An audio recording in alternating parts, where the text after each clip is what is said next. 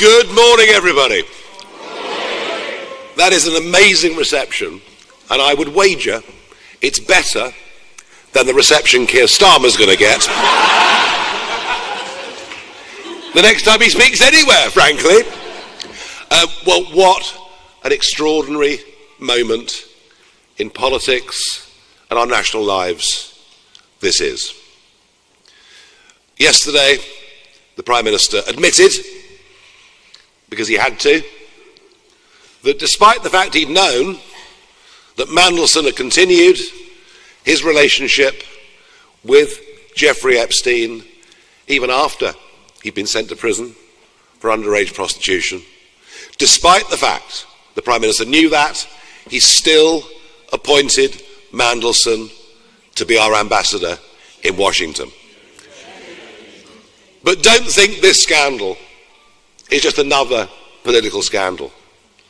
It isn't just sort of Partygate, but a bit bigger. No, this involves sex, it involves money, it involves the royal family, it involves the leaking of market-sensitive, confidential information. I suspect it's pretty close, in many ways, to breaching the Official Secrets Act.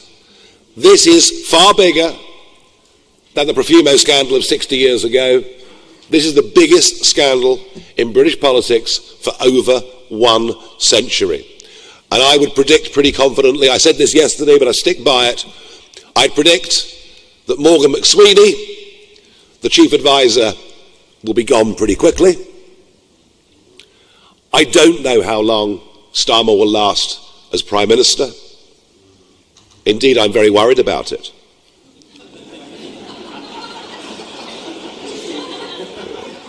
I want him to stay forever.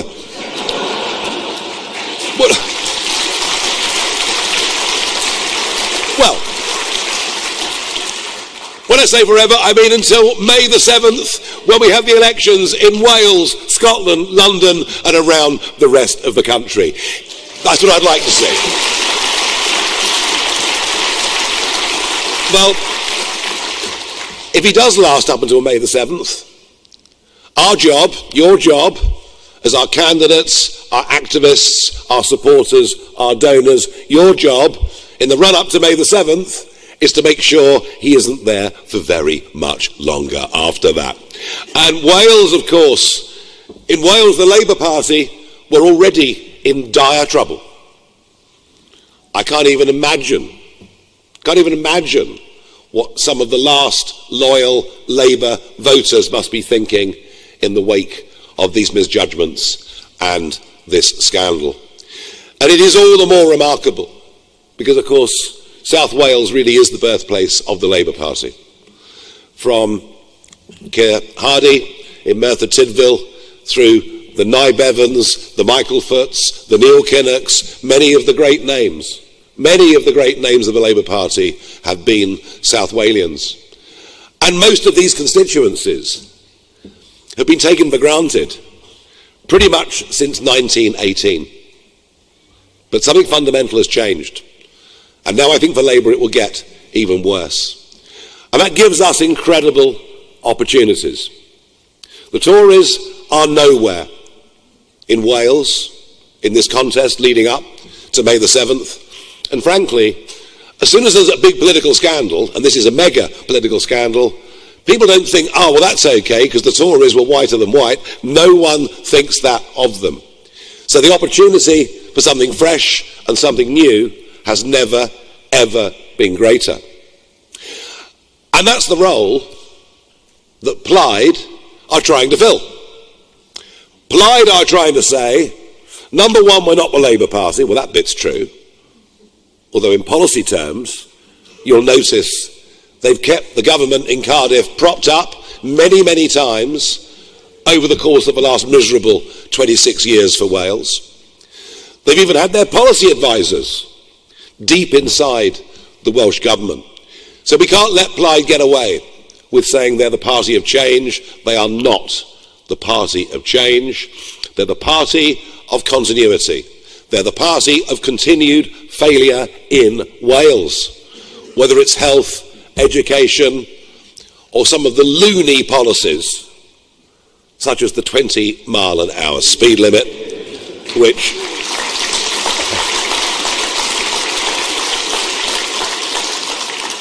I can promise you will be disappearing if and when we win these elections on the 7th of May.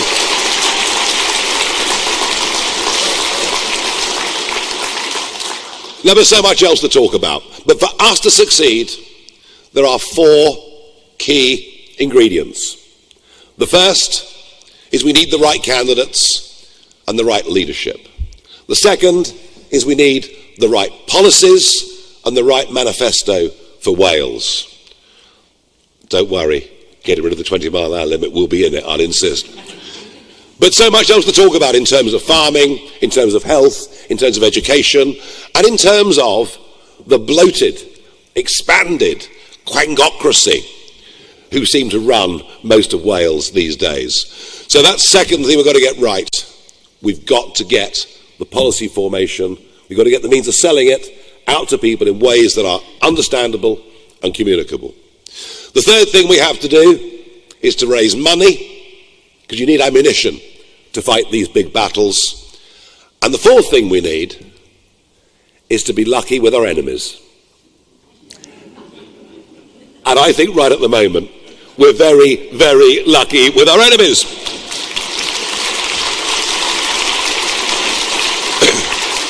And I can tell you today, on the national fundraising front, we will very soon see the declarations for Q4 of 2025, and that will show a very big uptick in the sheer number of people starting to give us serious money, and lots of people giving us money at smaller levels too. And I think when the Q1 figures come out, people will be surprised. So we're lucky with our opponents. We're raising the money to have the ammunition. We will be doing a full manifesto launch within the first 2 weeks of March, where we'll lay out the manifesto with which we'll fight the Senedd elections. But today is about people. Now, it'll be another couple of weeks before we unveil the lists for the 16 super constituencies. But I want to introduce today 2 people who are new to the party, who I believe will add a great amount, and I'm keen for you to meet. The first is a 34-year-old sheep farmer. You've guessed who he is, haven't you? He's a 34-year-old sheep farmer who was elected to the Senedd as a Conservative. And 2 weeks ago, they were on defection watch, which, given what's been happening around the country, is perhaps not all that surprising. And he was called in and asked, are you leaving us to join Reform? He just honestly said, look, I've had a conversation with him, and they booted him out. Well, today, we're going to welcome James Evans into our party. We're going to welcome him in to stand as a candidate. And before I bring him on stage, have a look at this short video.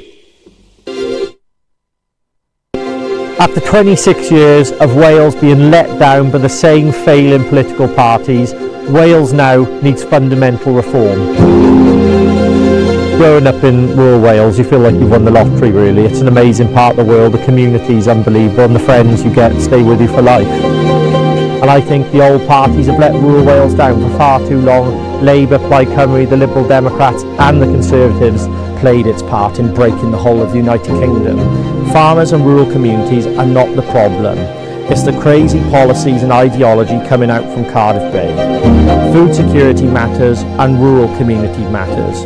Rural Wales needs a government that works with us, not one that lectures us, and Reform will always stand shoulder to shoulder with the people of rural Wales. We need to change Wales. We need to get people in the Welsh Parliament who understand their communities, who understand that things in Wales cannot carry on as they are. And the only way we can do that is making sure that Wales has a Reform government after May the 7th. Wales is broken and Wales needs reform.